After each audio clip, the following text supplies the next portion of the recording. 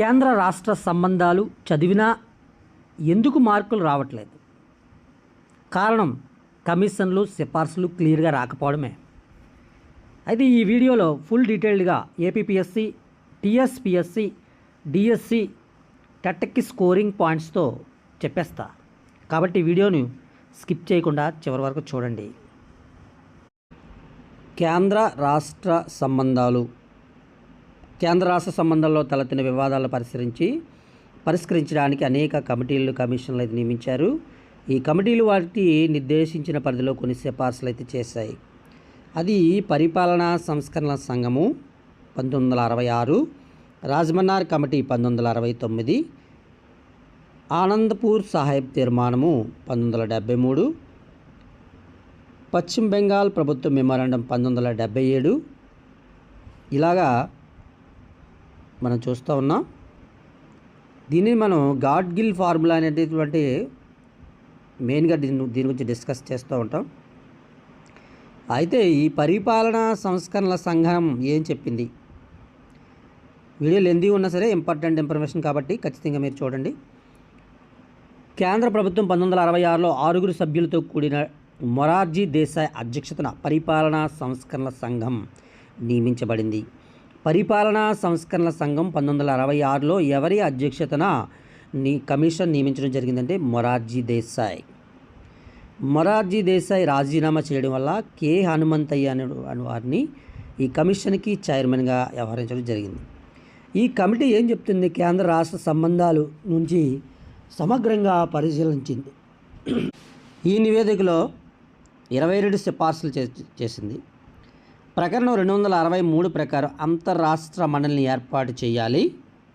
ప్రజా జీవితంలో పరిపాలనలో అనుభవం ఉన్న వ్యక్తిని గవర్నర్గా నియమించాలి. రాష్ట్రాల కోరిక మేరకే కేంద్ర బలగాలను పంపాలి. రాష్ట్రాలకు మరిన్ని ఆర్థిక వనరులను బదిలీ చేయాలి. అయితే ఈ సిఫార్సులపై కేంద్రం ఎలాంటి చర్యలు అయితే తీసుకోలేదు. అదే పరిపాలనా సంస్కరణల సంఘం 1966 మొరార్జీ దేశాయ్ అధ్యక్షతన ఏర్పాటైంది. మరి నెక్స్ట్ చూసినట్లయితే రాజ్మన్నార్ కమిషన్ 1969లో రాజ్మన్నార్ కమిషన్ 1969లో తమిళనాడు ప్రభుత్వము జస్టిస్ పివి రాజ్మన్నార్ అధ్యక్షతన 2 సభ్యులతో ఈ కమిటీని నియమించడం జరిగింది. 1971లో దీని నివేదికని సమర్పించడం జరిగింది. ఇందులో ఇతర సభ్యులుగా లక్ష్మణ్ స్వామి మొదలయార్, పి చంద్రారెడ్డి కూడా ఉన్నారు. ఈ కమిటీ ఏం చెప్పింది? రాజ్యాంగము కేంద్రానికి ఇచ్చినటువంటి ప్రత్యేకమైన అధికారాల గురించి ప్రస్తావించడం జరిగింది. కేంద్రము రాష్ట్రంలో ఏక రాజకీయ పార్టీ పాలన చేయాలని చెప్పింది. రాష్ట్రాలకు ఆర్థిక వనరులు తగినన్ని లేకపోవడం, కేంద్రం మీద ఆధారపడడం, కేంద్ర ప్రణాళిక రచన, ప్రణాళిక సంఘం పాలన ఇవన్నీ కూడా గుర్తించింది. ఏమి సిఫార్సు చేసింది అంటే రాష్ట్ర మంత్రివర్గంతో లేదా ప్రత్యేకంగా ఏర్పాటు చేసిన ఒక ఉన్నతాధికారి సంఘంతో సంప్రదించి రాష్ట్రపతి గవర్నర్ను నియమించాలి. రాష్ట్ర ప్రభుత్వాన్ని తొలగించి రాష్ట్రపతి పాలన ప్రకటించే ప్రకరణ 356ను రద్దు చేయాలి. ఇంపార్టెంట్ బిట్ ఇక్కడ, రాష్ట్ర ప్రభుత్వాన్ని తొలగించి రాష్ట్రపతి పాలన ప్రకటించడానికి దోహదం చేసే ఆర్టికల్ ఎంత? 356. ఈ ఆర్టికల్ 356ను రద్దు చేయాలని సిఫార్సు చేసినటువంటి కమిటీ ఏదంటే రాజ్మన్నార్ కమిటీ 1969. నెక్స్ట్ మన గవర్నర్ సంతృప్తి ఉన్నంత మేరకే మంత్రివర్గ పదవుల్లో ఉండాలన్న ప్రకరణను కూడా తీసివేయాలి అని చెప్పింది. అంటే గవర్నర్ ఎంతవరకు అయితే సాటిస్ఫాక్షన్ ఉంటారో అంతవరకు మాత్రమే మంత్రివర్గం పదవిలో ఉండాలి అనే దాన్ని కూడా తీసివేయడం జరిగింది. కేంద్రంలో అధికారంలో రాజకీయ పార్టీ అవలంబించే ఏకపక్ష నియంతృత్వ చర్యలు నిరోధించడానికి, రాష్ట్ర ప్రయోజనాలను కాపాడటానికి రాష్ట్రాలకు తగినన్ని రక్షణలను కల్పించాలి. అంటే కేంద్రం అధికారంలో ఉన్నప్పుడు ఫుల్ ప్లెజ్డ్గా కేంద్రం యొక్క అధికారమే రాష్ట్రాల మీద చెలాయించకూడదు. రాష్ట్రాలకి కూడా తనకు తాను కాపాడుకోవడానికి కొన్ని రక్షణలు కల్పించాలని చాలా అద్భుతమైనటువంటి సిఫార్సు చేయడం జరిగింది. Rajamannar committee very important, most important and GK bit and current అఫైర్స్లో ఇంటిగ్రేటెడ్ కరెంట్ అఫైర్స్లో కూడా మనకు వస్తూ ఉంటుంది. అన్ని పోటీ పరీక్షలకు చాలా ఇంపార్టెంట్ కంటెంట్ మనం డిస్కస్ చేస్తున్నాం. మరి ఎలాంటి మంచి కంటెంట్ మీకు నచ్చినట్లయితే తప్పనిసరిగా సబ్స్క్రైబ్ చేసుకోండి. మీ friends and family members share చేయమని హృదయపూర్వకంగా విజ్ఞప్తి చేస్తున్నాం. మరి నెక్స్ట్ మన టాపిక్లో చూస్తే మనం చూడండి, ప్రధాని అధ్యక్షతన అన్ని రాష్ట్రాల ముఖ్యమంత్రులతో ఒక అంతర్రాష్ట్ర మండలిని ఏర్పాటు చేయాలి. చెప్పాలంటే ఇందులో ఉన్నటువంటి కొన్ని సిఫార్సులన్నీ కూడా ఇప్పుడు మనకి రన్ అవుతూ ఉన్నాయి. రాజ్యసభలో రాష్ట్రాలకు సమాన ప్రాతినిధ్యం కల్పించాలి. రాజ్యసభలో రాష్ట్రాలకి సమాన ప్రాతినిధ్యం కల్పించాలని చెప్పారు. కేంద్ర మంత్రివర్గంలో రాష్ట్రాల వారీగా ప్రాతినిధ్యం ఉండాలి. ప్రణాళిక సంఘము ఒక శాశ్వత సంస్థగా ఉండాలి. కేంద్ర ప్రభుత్వ నియంత్రణ అనేది తగ్గాలని రాజ్ మన్నార్ కమిటీ చెప్పింది. నెక్స్ట్ మనం చూస్తే ప్రణాళిక సంఘం ఒక శాశ్వత సంఘంగా ఉండాలి, అంటే సంస్థగా ఉండాలి. కేంద్ర ప్రభుత్వాన్ని కంట్రోల్ అనేది తగ్గించాలని చెప్పింది. అఖిల భారత సర్వీసులైన ఐఎఫ్ఎస్, ఐఏఎస్, ఐపీఎస్ వంటిలను రద్దు చేయాలని చెప్పింది. చాలా బోల్డ్ డెసిషన్. అఖిల భారత సర్వీసులు ఇప్పుడు మనం చూస్తున్న ఐఏఎస్లు కానీ, ఐపీఎస్లు కానీ, ఐఎఫ్ఎస్లు రద్దు చేయమని చెప్పింది రాజ్ మన్నార్ కమిటీ 1929 సిఫార్స్. బట్ అది అమలు అవ్వలేదు. ఇప్పటికీ కూడా ఐఏఎస్లు, ఐపీఎస్, ఐఎఫ్ఎస్ అనేటువంటిది చాలా అత్యున్నతమైన పదవిలో ఉద్యోగ హోదాలో కేంద్ర రాష్ట్ర ప్రభుత్వాలు సమర్థిస్తూ ఆ వ్యవస్థను మనకి ముందుకు సాగుతుంది. కానీ రాజ్ మన్నార్ కమిటీ ఏం చెప్పిందంటే ఇక్కడ ఐఏఎస్, ఐపీఎస్, ఐఎఫ్ఎస్లను రద్దు చేయాలని చెప్పింది. అవశిష్ట అధికారాలను రాష్ట్రాలకు బదిలీ చేయాలి అని చెప్పింది. రాజ్ మన్నార్ కమిటీ సిఫార్సులను కేంద్ర ప్రభుత్వం ఆమోదించిందా అంటే ఆమోదించలేదు. ప్రభుత్వాలు కమిటీని వేస్తాయి కానీ ఫైనల్గా ఆమోదించేది ప్రభుత్వమే. కాబట్టి రాజ్ మన్నార్ కమిటీని కేంద్ర ప్రభుత్వం ఆమోదించలేదు. ఎప్పుడు, ఏ సంవత్సరం అంటే 1969లో ఏర్పాటు చేశారు. 71లో నివేదిక ఇచ్చారు.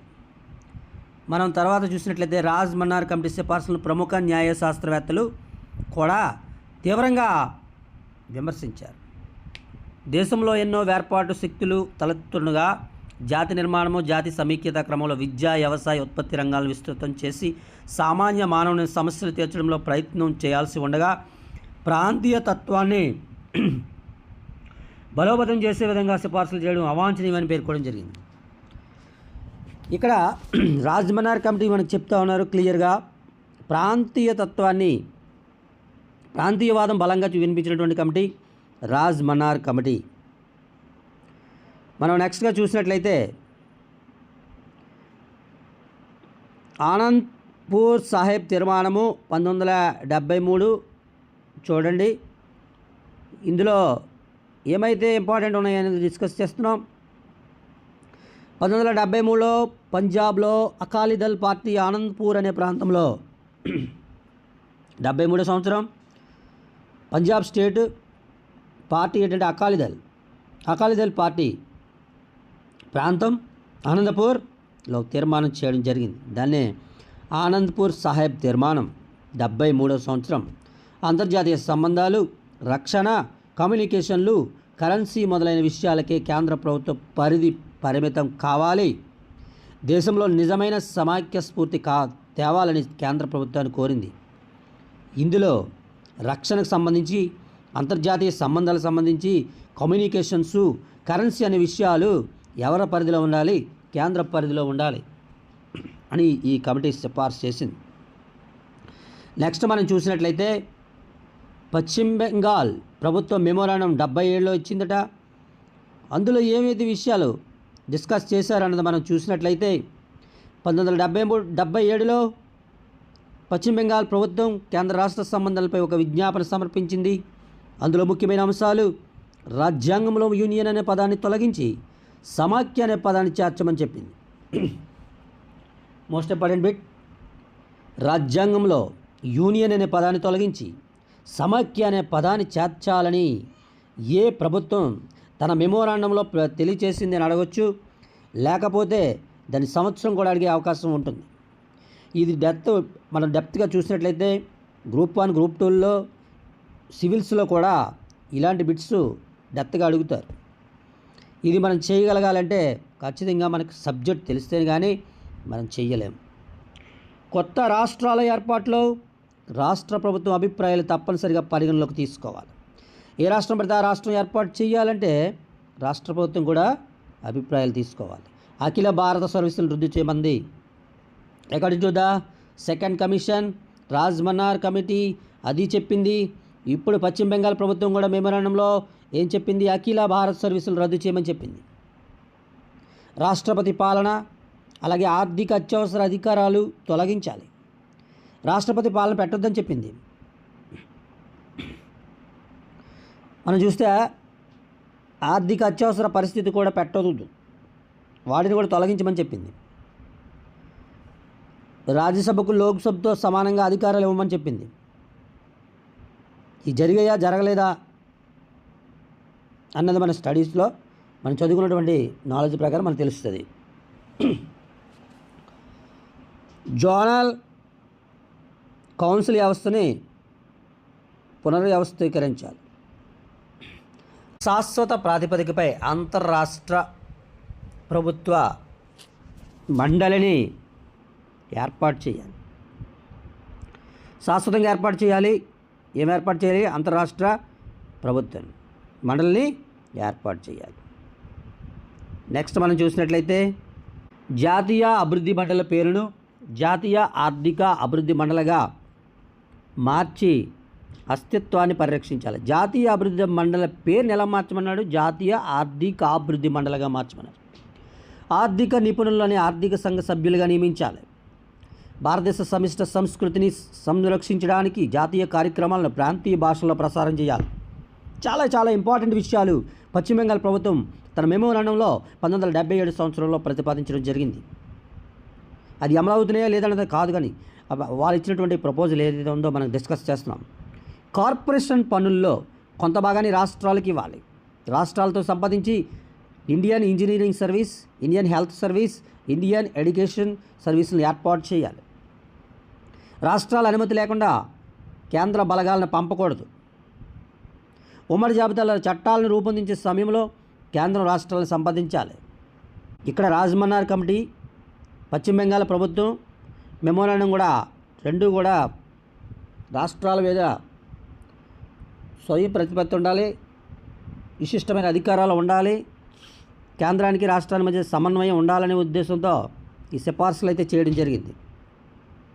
ఉమ్మడి జాబితాలో చట్టాలను రూపొందించినప్పుడు కూడా కేంద్ర రాష్ట్రాలు కూడా సంపాదించుకోవాలి. గవర్నర్ నియామక సమయంలో ముఖ్యమంత్రిని విధిగా సంప్రదించే విధంగా రాజ్యాంగ సవరణ చేయాలి. ఎప్పుడైతే గవర్నర్ నియమిస్తారో అప్పుడు ముఖ్యమంత్రిని సంప్రదించాలట. ఇది సిఫార్సు చేయడం జరిగింది. త్రిభాషా సూత్రాన్ని అమలుపరిచేందుకు గట్టి ప్రయత్నం చేయాలి. ఆదాయ పన్నుపై సర్వీస్ ఛార్జీలను ప్రత్యేకమైనటువంటి సందర్భాల్లో మాత్రమే విధించాలి. అది జరుగుతుందో జరగలేదనేది చూడండి. భాషాపరమైన అల్పసంఖ్యాక వర్గాలకి ప్రత్యేక కమిషన్ నియమించి క్రియాత్మకం చేయాలి. రేడియో టెలివిజన్లకు స్వయం ప్రతిపత్తి అవసరం లేదు. ఇక్కడ ఒక మెరుపులాంటి బిట్ వచ్చింది మనకి.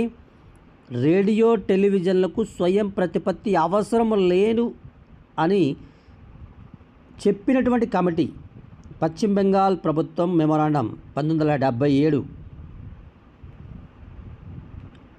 ఆర్థిక సంఘము ప్రణాళిక సంఘం మధ్య ప్రస్తుత విధుల విభజన హేతుబద్ధంగానే ఉంది, దాన్ని కొనసాగించాలి అని చెప్పింది. మంత్రులపై విచారణ కమిషన్ వేసే సందర్భంలో పార్లమెంట్ అనుమతి తీసుకోవాలి.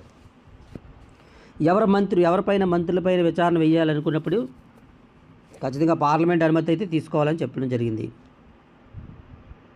రాష్ట్ర ఎగువ సభ రద్దు లేదా ఏర్పాటు విషయంలో పార్లమెంటు నిర్ణీత సమయంలోనే తమ అభిప్రాయం తెలపాలి. ఇవన్నీ కూడా పశ్చిమ బెంగాల్ ప్రభుత్వం తన మెమోరాండంలో 1977లో ఇవ్వడం అయితే జరిగింది. నెక్స్ట్ మనం most important and Gadgil formula. ఏంటి ఈ గాడ్గిల్ ఫార్ములా ఏం చెప్తుంది చూసినట్లయితే, సమాఖ్య విధానంలో కేంద్ర రాష్ట్రాల మధ్య ఆర్థిక వనరుల పంపిణీ సక్రమంగా జరగాల్సిన ఆవశ్యకత ఉంది. ఇక్కడ ఏమి డిస్కస్ చేసిందంటే కేంద్ర రాష్ట్ర సంబంధాల మధ్య ఎటువంటి సంబంధాలు అంటే ఆర్థికమైన సంబంధాలు, అంటే ఆర్థిక వనరులు కేంద్రానికి రాష్ట్రానికి సక్రమంగా జరగాలి. ఎలాగా? డిస్ట్రిబ్యూషన్ సక్రమంగా జరగాలని చెప్తుంది.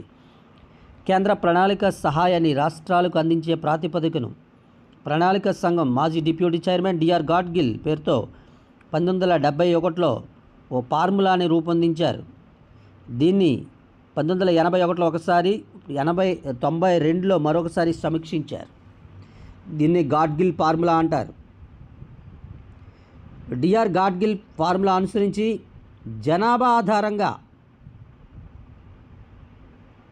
60%, తలసరి ఆదాయం ఆధారంగా 25%, ఆదాయ వ్యయాలను సరిచూసుకొని విత్తలోటు తగ్గించినందుకు 7.5%, ఇతర సమస్యలు ఎడారి ప్రాంతాలు, కొండ ప్రాంతాలు, శిశు మరణాలు, ఆరోగ్యం మొదలైన ఆధారంగా 7.5% కేంద్ర ప్రభుత్వం వివిధ రాష్ట్రాలకి సహాయాన్ని అందిస్తుంది. This is the Gadgil formula. Most important bit. ఖచ్చితంగా ఈ యొక్క ఏరియా నుంచి ఒక బిట్ వచ్చే అవకాశం అయితే ఉంటుంది. విత్త రంగంలో చూపినటువంటి క్రమశిక్షణను ఈ ఫార్ములా ప్రోత్సాహపరుస్తున్నట్లుగా లేదని కొందరు విమర్శించడం జరిగింది. Next Sarkaria commission 1967. ఇది 1987 అండి సర్కారీ కమిషన్. 1983లో కేంద్ర ప్రభుత్వం సుప్రీంకోర్టు మాజీ న్యాయమూర్తి ఆర్ఎస్ సర్కారియా అధ్యక్షతన బి శివరామన్, ఎస్ఆర్ సేన్ సభ్యులుగా, కార్యదర్శిగా ఆర్ఎం సుబ్రహ్మణ్యం, రాజ్యాంగ సలహాదారుడిగా ఎల్ఎన్ సిన్హాతో కూడినటువంటి ఒక కమిషన్ నియమించడం జరిగింది. దాన్నే సర్కారియా కమిషన్. సంవత్సరం చూసినట్లయితే 1983. ఈ కమిషన్ 1987 అక్టోబర్ 27న 247 సిఫార్సులతో కూడిన 160 పేజీల నివేదికను కేంద్ర ప్రభుత్వానికి సమర్పించింది. 1600 పేజీలండి. సర్కారీ కమిషన్ 1987 అని ఇచ్చారు. 83లో ఈ సభ్యులుగా ఉన్నటువంటి వారందరూ కూడా 1987 అక్టోబర్ 27న ది రిపోర్ట్ని సబ్మిట్ చేయడం జరిగింది. ఇందులో ఎన్ని సిఫార్సు చేశారంటే 247 సిఫార్సులు ఇవ్వడం జరిగింది. ఎన్ని పేజీలు? 1600 పేజీలు. అంటే ఎంత సమగ్రమైన, విస్తృతమైన అధ్యయనం జరిగింది చూడండి. 1988 జనవరిలో ప్రభుత్వం సర్కారీ కమిషన్ నివేదికను విడుదల చేసింది. అందులో 230 సిఫార్సులపై కేంద్ర ప్రభుత్వం తగిన నిర్ణయాలు తీసుకుంది. ఇచ్చినటువంటి సిఫార్సులు 247 అయితే 230 సిఫార్సులు నిర్ణయాలు తీసుకోవడం జరిగింది. 170 సిఫార్సులను అమలు చేసింది. ఇంకా 60 సిఫార్సులు అమలు చేయలేదని చెప్తున్నారు. కొన్ని పాక్షికమైన దశలో ఉండవచ్చు, కొన్ని పరిశీలనలో ఉండవచ్చు. ఏది ఏమైనప్పటికీ సర్కారీ కమిషన్ 247 సిఫార్సులు ఇచ్చింది. అయితే మనం చూసినట్లయితే ఈ సర్కారీ commission what is the importance recommendations to the government ఏంటి ఇచ్చింది అంటే, గవర్నర్ల నియామకంలో ఆ రాష్ట్ర ముఖ్యమంత్రిని సంప్రదించాలి. నెక్స్ట్, రాజకీయేతర రంగాలకు చెందిన వివాదాస్పద ముఖానియుక్తులను, ప్రముఖులను మాత్రమే గవర్నర్లుగా నియమించాలి. రాష్ట్రేతర వ్యక్తినే గవర్నర్గా నియమించాలి. ముఖ్యమంత్రి నియామకము, రాష్ట్ర మంత్రుల కొనసాగింపు విషయంలో విధానసభ మెజార్టీ సభ్యుల అభిప్రాయాలు తెలుసుకోవాలి. అదే సందర్భంలో రాష్ట్రపతి పాలన ప్రవేశపెట్టాలి. అఖిల భారత సర్వీసులను మరింత బలోపేతం చేసి మరిన్ని కొత్త సర్వీసులు ఏర్పాటు చేయాలి. సర్కారీ కమిషన్ ఏం చెప్పింది? అఖిల భారత సర్వీసులను కంటిన్యూ చేయాలి and it should be strong, ఇంకా బలోపేతం చేయమన్నారు. చేసి కొత్త సర్వీసులు కూడా ఏర్పాటు చేయమని చెప్పింది సర్కారీ కమిషన్. నెక్స్ట్ మనం చూసినట్లయితే ఆదాయ పన్నుపై సర్వీస్ ఛార్జీలను ప్రత్యేక సందర్భాలలో విధించాలి అని చెప్పింది. ఇదే విషయం పశ్చిమ బెంగాల్ ప్రభుత్వం మెమోరాండంలో 1977లో కూడా తెలియజేయడం జరిగింది. మనం నెక్స్ట్ చూసినట్లయితే భాషాపరమైన అల్పసంఖ్యాక వర్గాల వారికి ప్రత్యేక కమిషన్ నియమించి క్రియాత్మకం చేయమన్నారు. ఇదే విషయం కూడా మనకి పశ్చిమ బెంగాల్ ప్రభుత్వం మెమోరాండంలో తెలియజేయడం జరిగింది. నెక్స్ట్ మనం చూసినట్లయితే రేడియో, టెలివిజన్లకు స్వయం ప్రతిపత్తి అవసరం లేదు, అయితే వాటి పనితీరును వికేంద్రీకరించాలని కూడా ఇదే విషయం కూడా మనకి చెప్పడం జరిగింది. ఇదే విషయం పశ్చిమ బెంగాల్ ప్రభుత్వ మెమోరాండం 1977లో కూడా మనకి చెప్పడం జరిగింది. ఆర్థిక సంఘము, ప్రణాళిక సంఘం మధ్య ప్రస్తుత విధుల విభజన హేతుబద్ధంగానే ఉంది. దీన్ని కొనసాగించాలని తెలియజేయడం జరిగింది. నెక్స్ట్ మనం చూసినట్లయితే మంత్రులపై విచారణ కమిషన్ వేసే సందర్భంలో పార్లమెంట్ అనుమతి తీసుకోవాలి. రాష్ట్ర ఎగువ సభ రద్దు లేదా ఏర్పాటు విషయంలో పార్లమెంట్ నిర్ణీత సమయంలోనే అభిప్రాయం తెలియజేయాలి. సో సర్కారీ కమిషన్ 1957 తన ఇచ్చినటువంటి రిపోర్ట్లో 247 సిఫార్సులో 230 సిఫార్సులు అయితే స్వీకరించడం జరిగింది. అందులో 170 సిఫార్సులు అయితే అమలు చేయడం జరిగింది. అయితే ఇవన్నీ కూడా ఈ పూర్తి రూపం దాల్చడానికి దోహదపడినటువంటి కమిషన్స్ చూసినట్లయితే పరిపాలనా సంస్కరణ సంఘం 1966, రాజ్మన్నార్ కమిటీ 1969 అండ్ పశ్చిమ బెంగాల్ ప్రభుత్వ మెమోరాండం 1977, అదేవిధంగా ఆనందపూర్ సాహిబ్ తీర్మానం 1973. తర్వాత మనం నెక్స్ట్ చూసినట్లయితే గాడ్గిల్ ఫార్ములా, ఇవన్నిటిని బేస్ చేసుకొని ఫైనల్గా సర్కారీ కమిషన్ అయితే సిఫార్సు చేయడం మోస్ట్ ఇంపార్టెంట్. అది మన గాడ్గిల్ ఫార్ములాలో నుంచి కానీ సర్కారీ కమిషన్ నుంచి కానీ ఖచ్చితంగా ఒక బిట్ అయితే వచ్చే అవకాశం అయితే స్పష్టంగా మనం చూడవచ్చు.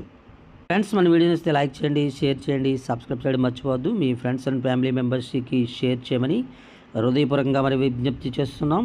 ఇలాంటి మంచి కంటెంట్ కోసం మన ఛానల్ని చూస్తూనే ఉండండి. ఇంతవరకు సబ్స్క్రైబ్ చేసిన మిత్రులందరికీ హృదయపూర్వకమైన ధన్యవాదాలు. మీరు ఏ ఉద్దేశంతో అయితే మన ఛానల్ సబ్స్క్రైబ్ చేసి ఉన్నారో మీ యొక్క ఉద్దేశం అయితే సఫలీకృతం కావడానికి మేము సాయశక్తిలో ప్రయత్నం చేస్తాం. మరొక మంచి వీడియోతో, అంటే అందులో ఉన్నటువంటి మంచి కంటెంట్తో, మీకు ఉపయోగకరమైన కంటెంట్తో మరొక వీడియో సిద్ధం చేస్తామని తెలియజేస్తున్నాం. Keep watching our channel for more updates. Thank you very much.